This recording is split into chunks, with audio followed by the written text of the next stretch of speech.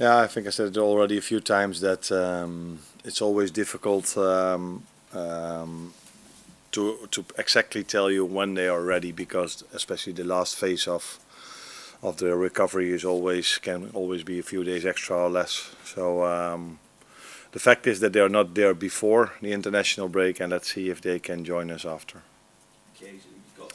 Yeah, Keza is not back before the international break, but that's only a week to go. So we're hoping that he can do things again during the international break and that he then can join us afterwards. It's been a couple of weeks, so I'm going to answer the contract question a little bit differently today. After Chelsea, Virgil said that discussions are ongoing regarding his contract, and after the Arsenal game he said, let's see what happens towards the end of the season. So when does the contract situations become a problem in terms of your planning for next season? For me, the contract situation could become a problem if the players don't perform as well as they do at the moment. Although, of course, then it's also not sure that if they perform not as good anymore, that has anything to do with their contract situation. At the moment, all three of them are in a good place. They all perform really well, and there are ongoing discussions between what Virgil said, the people he had to talk with. So, and that's not me, as you know. I talked to him about other things, and yeah, let's wait and see. But yeah, I think all what he says, he's completely right in that he doesn't exactly know what the future brings as long as he doesn't sign the contract yet. No further update, obviously. Not from my side, no. Have you learned anything more about your squad this season? The way you've been able to rotate, you're through to the next round of the FL Cup, you've got 100% record in the Champions League as well, and you're only just off top spot in the Premier League. So what have you learned about its ability to challenge on all four fronts? I think you learn every day, especially if you are not as long with the team as I am. So then you learn every day from new situations. And I said before, the Chelsea game was something I learned from them, that they could sit deep and defend the lead. The way they came back against Arsenal was really strong, and the amount of games that we have to play, that they are still able to be available and play good football, that is also something you see. And then we also saw during the week that that players that haven't played that much maybe have an impact on our team as well, and we will need them during the whole season. So it's good to see that they are already on a level they need to play for us. Does it feel strange to be playing Brighton again so quickly after just a few days ago? Does that affect your preparation at all in terms of how you look at this game? No, it's not that strange for us in football, because in the older Champions League or Europa League world, you faced mostly, especially if it went to playoffs, you faced the team after a week again. So in football we are used to playing the same team maybe after a few days. So it's not weird, especially because both teams didn't start with the team they will start with on Saturday, and it's, I think, for the both managers a positive thing, because you know even more about the opponent. Although, like I just said, players make the game, and it's of course a difference if a different player plays. The playing style might be the same, but the qualities of the players make 9 or 10 times the difference. So that changes the game on Saturday, of course, compared to the one on Wednesday. And in terms of the managers, having seen Özil and what he's done so far, a lot's been made about the fact that he's so young. Does that make any difference, do you think? Obviously, if you've got experience, it can be a big help, but do you go with the old saying that if you are good enough, you are old enough? Yeah, I think that is also definitely true with players. Some managers maybe need first 20 years of experience to come to this level. They need this, and some talents. That's also with players the same, and this can be with managers as well. They just have it in their fingers. Is that a saying you have here as well? Probably not.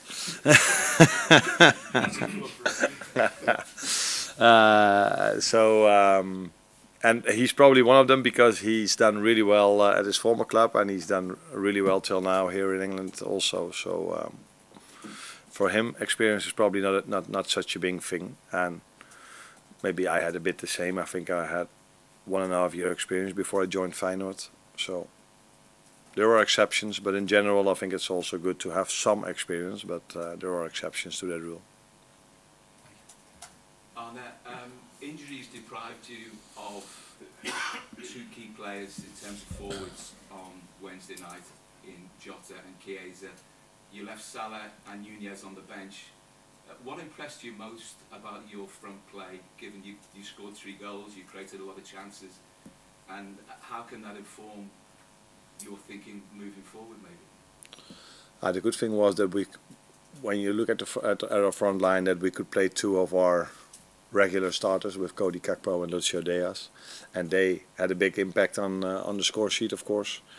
The way we filled in the number 9 position was interesting to see, because I think it worked out really well. But in the end, I prefer to play with a real number 9. But it is maybe now an extra possibility that we have if we have injuries. Although maybe with Jota, who's also a bit of a 9.5, we implemented that style already.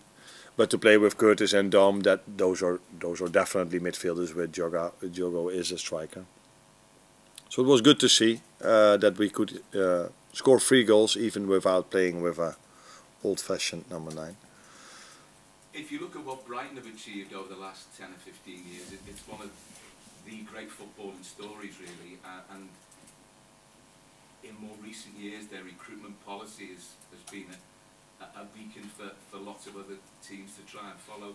What makes them such a threat on match day? Because they're so positive in their footballing outlook, whoever the manager is, whatever the players they have, and they can cause problems for the very best teams.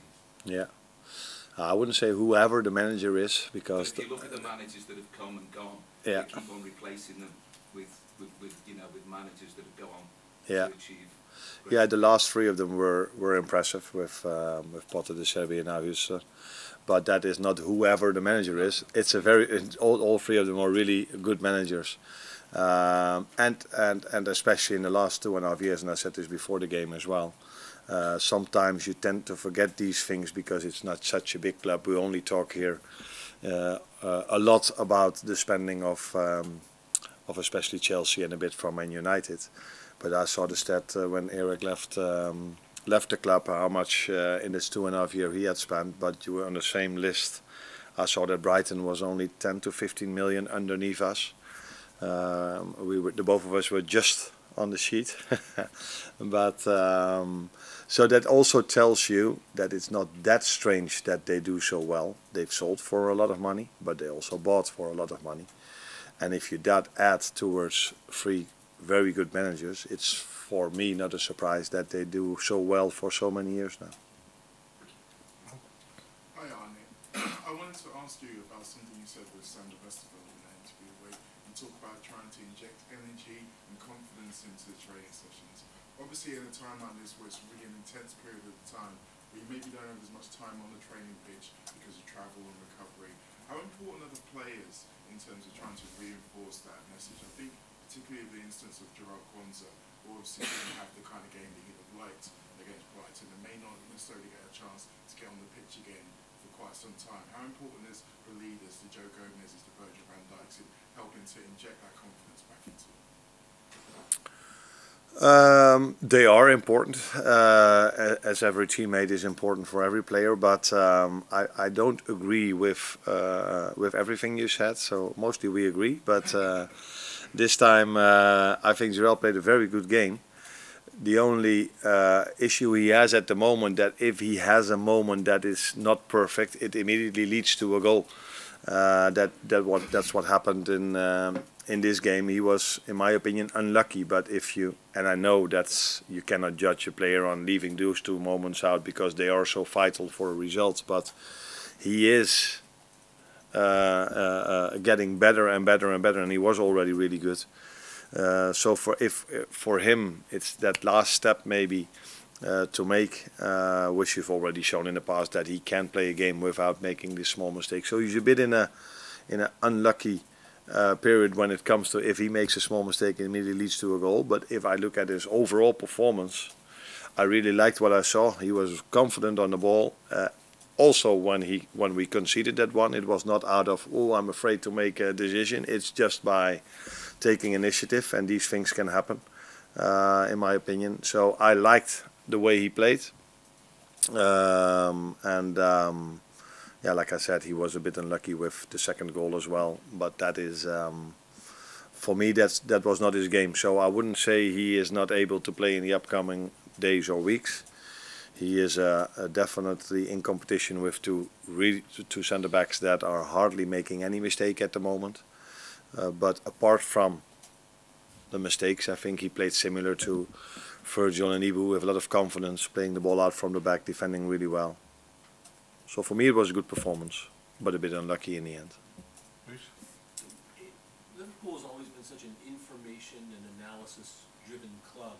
Can you talk about how receiving that information has maybe helped your transition here, and then specifically in the instance of playing the same club twice in a row, is there an advantage because you are getting this analysis maybe more than you would somewhere else? That last thing I don't know. The analysis we get is I get is mostly looking at the videos, looking the game back, and then see what they do, see what we can do better. And sometimes we add to that a bit of data, but it's not like on a daily basis for looking for 2.5 hours in all the data I get at this club. There is a lot of data if we want to, but the most things we do is looking the game back and making clips for the players on a team basis or an individual basis. So you're not really a coach who uses data very much? Yes, we do, but not 2.5 hours a day. So you get some data, and I tend to use it whenever it's comfortable for me. But the data we do use, but I think that's at every club at any serious level at the moment, that's performance related. And that is data that we definitely use because we want to keep the players as much available as we can. So therefore we use a lot of performance data, but I don't think Liverpool is any different than all the clubs in the Premier League, and I think all around the world. Just on Alexis Mac Allister, who's obviously faces form for tomorrow. When he was at Brighton, he played a little bit in his attack on the field. He scored 10 goals this last season before he joined Liverpool. Playing a little bit deeper, maybe. Have you seen him maybe playing in that number 10 role for yourself, or do you prefer him with the ball?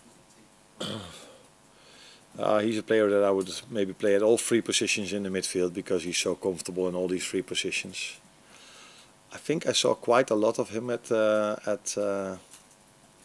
Brighton because there was a manager I was quite interested in back then. That was De Serbi, of course. And I saw him a lot playing double six there as well. And in some moments he also played as, like you said, as a 10. He can play both. I think he is now in the moment our midfielder plays a bit in between. So Ryan is almost always the deepest.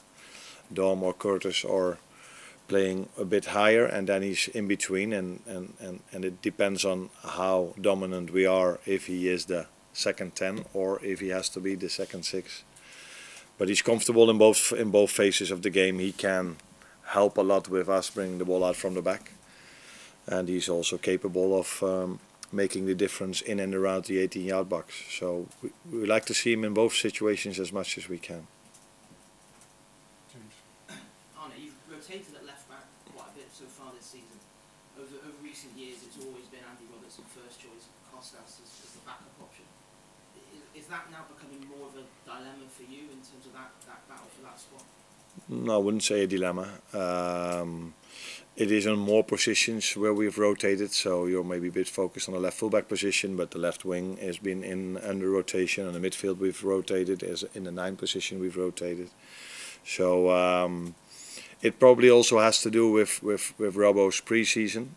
And what does that mean? He had no pre-season because he came back injured from the Euros. So he missed almost a complete pre-season, which was for most of them only 2 weeks, but for him it was only a few days.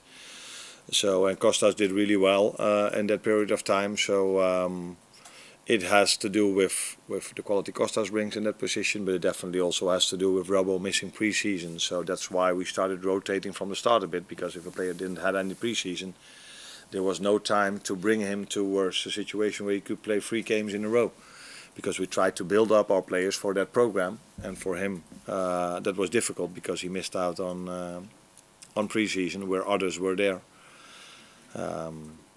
So yeah, that's his situation, and I think was good for him to play Arsenal, and now again the game against Brighton during the week. That makes sure that he's getting into that rhythm of playing twice a week.